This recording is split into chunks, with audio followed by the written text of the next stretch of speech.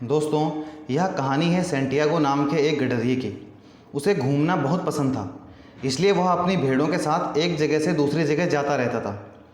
वह 1 साल बाद टेरिफा जा रहा था। पिछले कुछ दिनों से सैंटियागो बस एक लड़की के विषय में ही सोच रहा था, जिसे वह पिछले साल टेरिफा में मिला था, जहाँ वह अपनी भेड़ों का ऊन बेचने के लिए गया था। वह उस दुकानदार की बेटी थी। अब 1 साल बाद वह फिर उसी दुकान पर जा रहा था ताकि वह उस लड़की से मिल सके। सैंटियागो शाम ढलते ही अपनी भेड़ों के झुंड के साथ टेरिफा के रास्ते में पड़ने वाले उस वीरान चर्च में पहुंचा। उस चर्च की छत बहुत पहले ही गिर चुकी थी और जिस जगह पर कभी प्रार्थना स्थल होता था, वहां पर अब एक चिनार का विशाल पेड़ उग गया था। सैंटियागो ने रात वहीं पर रुकने का फैसला किया। उसने अपनी सभी भेड़ों को अंदर किया और वहां सो गया। अगले दिन जल्दी ही उसकी नींद खुल गई। उसने उस दिन फिर वही सपना देखा था जो 1 हफ्ते पहले देखा था, जिसमें उसने देखा कि मिस्र के पिरामिडों के नीचे विशाल खजाना छुपा है और वह खजाना उसे अपनी ओर आकर्षित कर रहा है। और फिर पिछले हफ्ते की तरह सपना पूरा होने से पहले ही उसकी नींद खुल गई। अब सैंटियागो को ध्यान आया कि टेरिफा में एक बुढ़िया है जो सपनों का मतलब जानती है। टेरिफा पहुंचकर वह उस बुढ़िया से मिला। उस बुढ़िया ने उसे बताया कि मैं तुम्हें तुम्हारे सपने का मतलब तो बताऊंगी, पर तुम्हें मुझे उस खजाने का 10वां भाग देने का वादा करना होगा। सैंटियागो उसे 10वां भाग देने के लिए तैयार हो गया। फिर उस बुढ़िया ने उसे बताया कि तुम्हें मिस्र के पिरामिडों पर जाना होगा, जहाँ तुम्हें वह खजाना मिलेगा। सैंटियागो सोचने लगा कि यह तो मुझे पहले से ही पता था। वह बहुत निराश हो गया। अब उसने सोच लिया कि वह इन सपनों पर कभी विश्वास नहीं करेगा। वह एक बेंच पर बैठकर अपनी पुस्तक पढ़ रहा था कि तभी वहाँ एक बूढ़ा व्यक्ति आया। सैंटियागो को उस बूढ़े व्यक्ति से बात करना बिल्कुल भी अच्छा नहीं लग रहा था, लेकिन उस बूढ़े व्यक्ति ने उसे बताया कि वह जो बुक पढ़ रहा है वह किस बारे में है। और फिर सैंटियागो को अपने पिता की बात याद आ गई कि बुजुर्गों की इज्जत करनी चाहिए। बूढ़े व्यक्ति ने उसे बताया कि बुक वही बात करती है जो दुनिया की सारी बुक करती हैं। यह बुक बताती है कि लोग अपनी नियति का चुनाव खुद नहीं कर सकते हैं, और आखिर में बताती है कि हर कोई दुनिया के सबसे बड़े झूठ में विश्वास करता है कि हमारी जिंदगियां नियति द्वारा नियंत्रित होती हैं। सैंटियागो ने उस बूढ़े आदमी से पूछा कि वह कौन है। उस बूढ़े आदमी ने उसे बताया कि मैं सलेम का राजा मैज़गीडेक हूँ। इस पर सैंटियागो को बहुत अजीब लगा। बूढ़े आदमी ने सैंटियागो से कहा कि तुम अपनी भेड़ों का 10वां हिस्सा मुझे दे दो तो मैं तुम्हें बताऊंगा कि तुम खजाना कैसे हासिल कर सकते हो। अब सैंटियागो को लगा कि शायद यह बूढ़ा आदमी उस महिला का ही पति होगा जिसने उसे सपने का मतलब बताया था। यह मुझसे और पैसे ऐंठने के लिए आया होगा। उस बूढ़े आदमी ने उससे कहा कि कल इसी समय तुम मुझे अपनी भेड़ों का 10वां हिस्सा दे दो और मैं तुम्हें तुम्हारा खजाना हासिल करने का तरीका बताऊँगा। अगले दिन सैंटियागो ने अपनी सारी भेड़ें अपने एक दोस्त को बेच दी और वह उस बूढ़े आदमी के पास 6 भेड़ें लेकर पहुंचा। फिर उसने बूढ़े आदमी से कहा कि अब बताओ कि खजाना कहाँ है। बूढ़े आदमी ने उसे बताया कि खजाना मिस्र के पिरामिडों के नीचे है। उसे हासिल करने के लिए तुम्हें भविष्य सूचक संकेतों का अनुसरण करना होगा। ईश्वर ने हर किसी के लिए रास्ता तैयार किया हुआ है, बस तुम्हें उन संकेतों को पढ़ना होगा जो ईश्वर ने तुम्हारे लिए छोड़े हुए हैं। सैंटियागो कुछ बोलता इससे पहले उन दोनों के बीच में एक तितली आकर उड़ने लगी। अब तितली को देखकर सैंटियागो को अपने दादा की बात याद आ गई कि तितलियां भविष्य की सूचना का एक अच्छा संकेत देती हैं। बूढ़े आदमी ने सैंटियागो से कहा कि जब तुम पूरी शिद्दत से कोई काम करना चाहते हो तो दुनिया की हर चीज़ तुम्हारी मदद करने लगती है। वह बूढ़ा आदमी फिर वहाँ से अपनी भेड़ों को लेकर चला गया। सैंटियागो जानता था कि मिस्र अफ्रीका में है और पिरामिडों तक पहुँचने के लिए उसे अफ्रीका जाना होगा। अफ्रीका पहुँचकर वह एक शराब घर में बैठा हुआ था और अपने खजाने की चिंता कर रहा था। भेड़ों को बेचने से उसके पास काफ़ी पैसा था। उसे विश्वास था कि आने वाले कुछ दिनों में ही वह पिरामिडों पर अपने खजाने के पास होगा। इतने में उसे एक आवाज़ सुनाई दी। कोई उससे स्पेनिश में पूछ रहा था, तुम कौन हो? सैंटियागो ने उसे बताया कि मुझे पिरामिडों पर जाना है। उस युवक ने उसे बताया कि उसे पूरा सहारा रेगिस्तान पार करना होगा और इसके लिए काफ़ी पैसों की ज़रूरत पड़ेगी। इस पर सैंटियागो ने अपने बटुए से पैसे निकाले और उस युवक को दिखा दिए। उस दुकान का मालिक भी थोड़ी देर में वहाँ आ गया। वे दोनों आदमी अरबी में कुछ आपस में बात करने लगे, जिससे उस बार का मालिक उस युवक पर चिढ़ गया। वह युवक बार मालिक को धक्का देकर सैंटियागो को बाहर लेकर चला गया।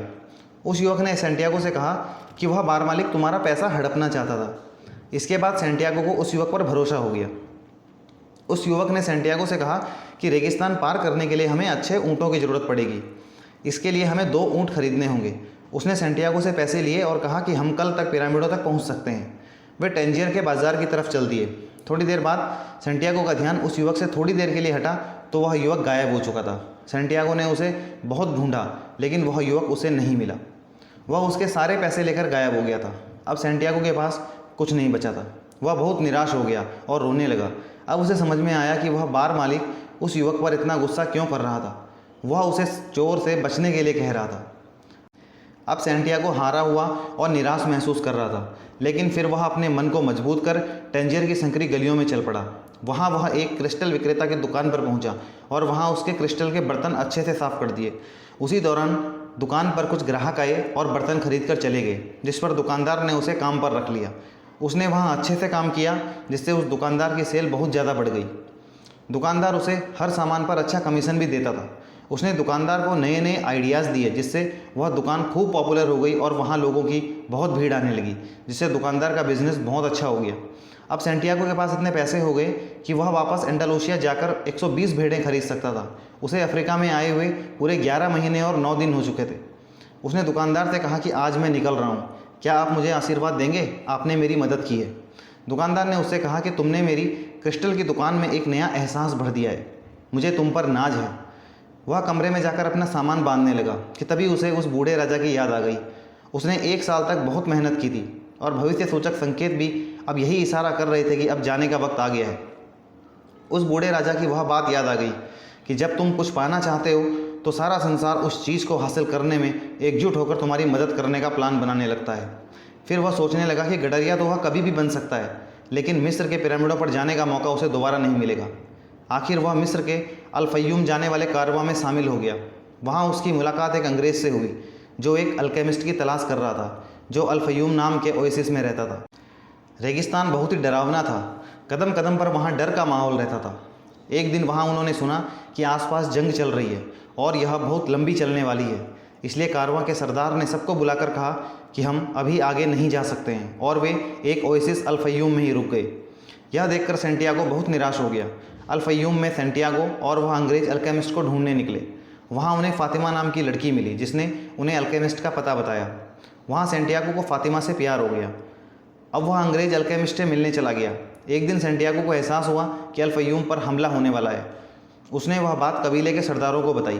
पहले तो उन्हें विश्वास ही नहीं हुआ, लेकिन फिर उन्होंने उससे कहा कि ठीक है, हम तैयारी करते हैं, लेकिन यदि ऐसा नहीं हुआ तो हम तुमको मार डालेंगे। अगले ही दिन अल-फय्यूम पर आक्रमण हुआ और अल-फय्यूम के सरदार इसे नाकाम करने में कामयाब रहे। वे बहुत खुश हुए और उन्होंने सैंटियागो को तोहफे के रूप में 50 सोने की मोहरें दी और उसे ओएसिस का सलाहकार बनने का निमंत्रण दिया। अब सैंटियागो उस अल्केमिस्ट के पास पहुंचा। अल्केमिस्ट ने उससे कहा कि जब कोई व्यक्ति सच्चे दिल से किसी चीज़ को चाहता है तो सारी कायनात मिलकर उसके सपने को साकार करने के लिए कार्य करती है। लड़के को अल्केमिस्ट की बातों से बूढ़े राजा की याद आ गई। फिर सैंटियागो को अल्केमिस्ट ने समझाया कि उसे अपना ड्रीम फॉलो करना चाहिए। सैंटियागो फ़ातिमा को छोड़कर कहीं नहीं जाना चाहता था, लेकिन फ़ातिमा ने उसे समझाया कि तुम्हें अपने सपने को पूरा करने के लिए जाना ही होगा, और जब तक तुम नहीं आओगे मैं तुम्हारा इंतज़ार करूँगी। अब सैंटियागो और अल्केमिस्ट पिरामिडों की ओर निकल गए। सैंटियागो ने अपनी अब तक की यात्रा में बहुत कुछ नया सीख लिया था। जब वह पिरामिडों की ओर जा रहे थे, तभी उन्हें एक कबीले के कुछ लोगों ने जासूस समझकर पकड़ लिया। उन्होंने सैंटियागो के सारे जमा किए हुए पैसे भी ले लिए। वहाँ अल्केमिस्ट ने उनसे कहा कि तुम जानते नहीं कि यह लड़का अपने आप को हवा में बदल लेता है और यह हवा बनकर सबको नष्ट कर सकता है। इस पर सब बहुत हंसे और फिर उन्हें कहा गया कि तुम्हारे पास 3 दिन का समय है। इन 3 दिनों में तुम्हें अपने आप को हवा में बदल कर दिखाना होगा। इस पर सैंटियागो टेंशन में आ गया। उसने अल्केमिस्ट से कहा कि यह तुमने क्या कह दिया, मैं कैसे हवा में बदल सकता हूँ? अल्केमिस्ट ने उससे कहा कि तुम्हारे पास 3 दिन का समय है, तुम्हें यह सीखना होगा, तुम्हें रेगिस्तान की भाषा सीखनी होगी। दूसरे दिन सैंटियागो एक ऊंची चट्टान पर चढ़कर पूरे रेगिस्तान को देख रहा था। वह जानता था कि रेगिस्तान भी उसके डर को महसूस कर रहा है। तीसरे दिन जब सब लोग सैंटियागो को हवा में बदलते हुए देखने के लिए पहुंचे, तो वहां जो हुआ उसने सबको चकित कर दिया। वहां बहुत तेज़ हवाएं चल रही थी। लोगों की आंखों में दहशत साफ देखी जा सकती थी। इतनी तेज़ हवा आज से पहले कभी नहीं चली थी। सैंटियागो कायनात की रूह तक पहुंच गया था। उसके बाद कई पीढ़ियों तक लोग सैंटियागो के उस कारनामे को दोहराते रहे कि किस प्रकार उसने अपने आप को हवा में बदल लिया था। उसके बाद सरदार ने सैंटियागो और अल्केमिस्ट को छोड़ दिया और आगे जाने दिया। इसके बाद कुछ दूर तक चलने के बाद अल्केमिस्ट ने सैंटियागो से कहा कि यहाँ से पिरामिड बस थोड़ी ही दूरी पर स्थित है, इससे आगे की यात्रा तुम्हें खुद ही करनी पड़ेगी। दोनों ने एक दूसरे को अलविदा कहा और सैंटियागो अकेले ही पिरामिडों की ओर चल दिया। अल्केमिस्ट ने उससे कहा कि तुम्हारा हृदय ही तुम्हें बताएगा कि तुम्हारा खजाना कहाँ पर स्थित है। आखिरकार सैंटियागो पिरामिडों पर पहुँच गया। वह वहाँ खुदाई करने लगा। उसने पूरी रात खुदाई की, लेकिन उसे कुछ भी नहीं मिला। फिर अचानक खुदाई करते हुए उस पर एक गिरोह के लोगों ने हमला कर दिया और उसके पास जो कुछ भी था वह लूट लिया। उन्होंने उसे खूब पीटा। अब सेंटियागो बेकाबू हो गया और ज़ोर से चिल्लाने लगा कि मुझे एक सपना आया था कि यहाँ पिरामिड के नीचे खजाना है, मैं उसी की खुदाई कर रहा हूँ। इस पर उस गिरोह के सरदार ने उससे कहा कि तुम्हें इतना बेवकूफ़ नहीं होना चाहिए। 2 साल पहले मुझे भी एक सपना आया था कि मुझे स्पेन जाना चाहिए और वहाँ उस वीरान चर्च में जहाँ गडरिये और उनकी भेड़ें सोती हैं, वहाँ प्रार्थना कक्ष में उस चिनार के पेड़ के नीचे मुझे खजाना मिलेगा। लेकिन मैं कोई बेवकूफ़ नहीं था जो बार बार आने वाले सपने की वजह से इतना बड़ा रेगिस्तान पार करता। जब वे चले गए तो सेंटियागो कांपता हुआ खड़ा उठा। उसने पिरामिडों की ओर देखा। उसे ऐसा लग रहा था कि वे सब उस पर हंस रहे थे, क्योंकि अब उसे पता चल गया था कि खजाना कहाँ था। वह वापस उस वीरान चर्च में पहुंचा और वहां जाकर उस चिनार के पेड़ के नीचे खोदना शुरू किया और उसे वहां खजाना मिल गया। फिर उसने यह तय किया कि वह टरीफा जाकर खजाने का 10% भाग उस बुढ़िया को दे देगा जिससे उसने वादा किया था, और फिर फातिमा के साथ रहने लग जाएगा। इस प्रकार यहाँ पर यह कहानी समाप्त हो जाती है। दोस्तों, यह खूबसूरत कहानी थी द अल्केमिस्ट की, जिसे लिखा है विश्वविख्यात लेखक पाउलो कोएल्हो ने। इस कहानी का सार संक्षेप में समझें, इसकी शिक्षाओं को यदि हम संक्षेप में बात करें तो खजाना कहीं बाहर नहीं है, बल्कि वहीं है जहां अभी आप हैं। लेकिन उसे पाने के लिए आपको अपने आप को काबिल बनाना होगा, जिसके लिए आपको ज्ञान प्राप्त करने के लिए बाहर जाना होगा। असली खजाना वह नहीं होता है जो आपको मिलता है, बल्कि वह होता है जो आप खजाने तक पहुंचने की पूरी यात्रा में सीखते हो, क्योंकि तब आपके पास हर अवसर को खजाने में तब्दील करने की काबिलियत होती है। एक बार जब किसी लक्ष्य के बारे में सोच लो तो उसके पूरा होने तक बिल्कुल भी मत रुको, चाहे रास्ते में कितनी भी मुश्किलें क्यों ना आएं। सेंटियागो की यात्रा में कितनी मुसीबतें आई, लेकिन यदि वह रुक जाता तो कभी भी खजाने तक नहीं पहुंच पाता। हमेशा अपने दिल की आवाज़ सुनो, क्योंकि वह आवाज़ ही है जो आपको यह एहसास करवाएगी कि आप कहाँ जा रहे हैं और आपका खजाना कहाँ है। आपके जीवन में हर वह क्षण, हर वह मुश्किल जो आपके खजाना ढूंढते समय मिलेगी, वह व्यर्थ नहीं जाती है, बल्कि आपको बहुत कुछ सिखा कर जाती है, जिससे आप अपने लक्ष्य की ओर और तेज़ी से बढ़ते हैं। दोस्तों, यदि वीडियो अच्छी लगी हो तो लाइक करें, शेयर करें, और यदि अभी तक आपने हमारे चैनल को सब्सक्राइब नहीं किया है तो जल्दी से सब्सक्राइब कर लें और साथ में बेल आइकन को अवश्य दबाएं। इस चैनल पर हम आपके लिए लेकर आते हैं हर मंगलवार एक नई बुक समरी। धन्यवाद दोस्तों।